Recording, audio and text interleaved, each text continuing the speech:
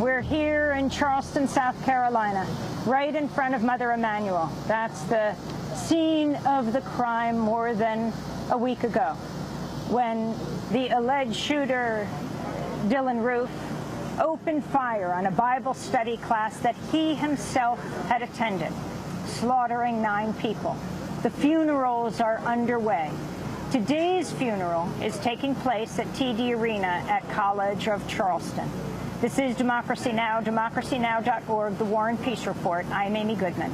Until yesterday, the president of College of Charleston, Glenn McConnell, had not weighed in on the growing controversy over the Confederate flag. McConnell is a former South Carolina state senator who brokered the legislative compromise in 2000 that saw the Confederate flag move from atop the State House dome to its current location next to the Confederate Soldier Monument on the main lawn of the Capitol. McConnell is a Civil War reenactor, the president of College of Charleston, who once owned a Confederate souvenir shop in North Charleston.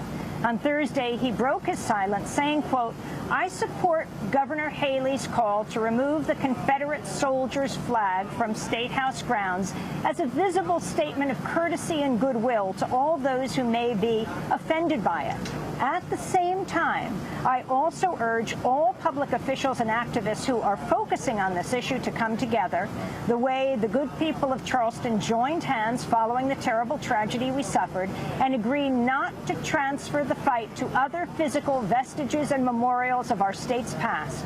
In a spirit of goodwill and mutual respect, let us all agree that the monuments, cemeteries, historic street and building names shall be preserved and protected. Let us all pledge to respect each other and stand together in firm opposition to any efforts to sanitize, rewrite, or bulldoze our history," said the president of the College of Charleston, who is a civil rights reenactor, meaning he puts on a Confederate uniform reenacting the Civil War. For more, we're joined here by Kevin Alexander Gray, a civil rights activist, community organizer based in Columbia, South Carolina, South Carolina's capital. He edited the book, co-edited the book, Killing Trayvons, an anthology of American violence, and is author of Waiting for Lightning to Strike, The Fundamentals of Black Politics. So start off with the sentiment that is expressed by the president of the place right now where the funeral for Reverend Pinckney will be, where President Obama will be delivering the eulogy. Kevin. You know, I'm glad that people are expressing their condolences and talking about how much of an outrage the slaughter of these souls has been for the state.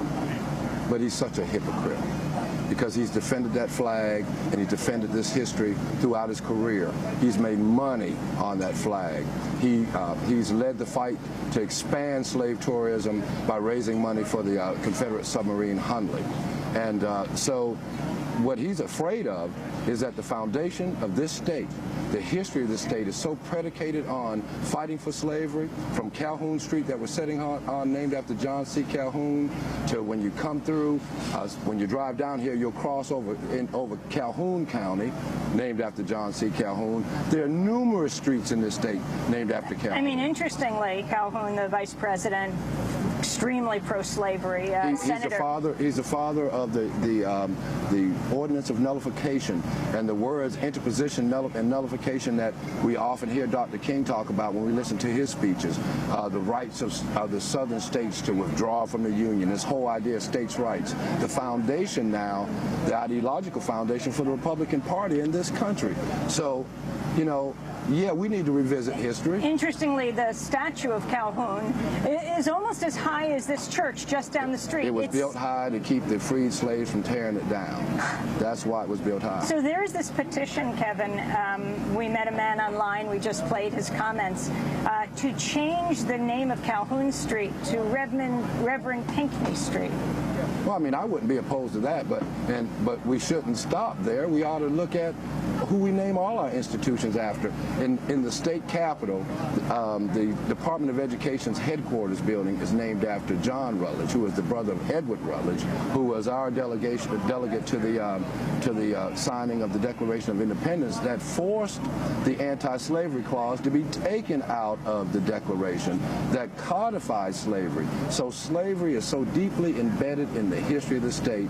So many names of streets and symbols and monuments streets are named after Confederate heroes. And then even if you talk about that monument in which they're flying the flag at now, the Confederate Soldiers Monument, it was only put there at the turn of the century with the rise of the cult of the lost cause. A lot of the names of these streets were put there after Reconstruction to reclaim power in the state, when black people had no power and no say in naming these streets. Kevin, Alexander Gray, just behind us, the hearse has pulled up. Just behind us in front of Mother Emanuel, Reverend Pinckney lay in state here yesterday. Thousands of people lined up, and the hearse, I assume, will be going over to the College of Charleston. But the comments of the president of the College of Charleston finally broke his silence and said, "Don't wreck the monument." Well, someone probably told him not to say anything earlier because he is such a lightning rod and a big defender of the flag and of Southern culture. And the thing is, they just can't wrap their brains around the fact that the culture is based on support of slavery and the expansion of slavery, and that's the legacy. They believe that the Civil War was some noble fight and that their parents went off to fight a noble war when they fought a war that was immoral and their ancestors were wrong. In a moment, we're going to be joined by Reverend Al Sharpton, who gave one of the eulogies yesterday at one of the first funerals. We'll also hear from Muhyiddin Dabaha, who was very active on the issue of the police in North Charleston when Walter Scott was gunned down. Interestingly, Officer Michael Slager, charged with murder, is in the Charleston jail alongside Dylan Storm Root. Final comments, Kevin Alexander Gray. Well, I think it's about where we go moving forward.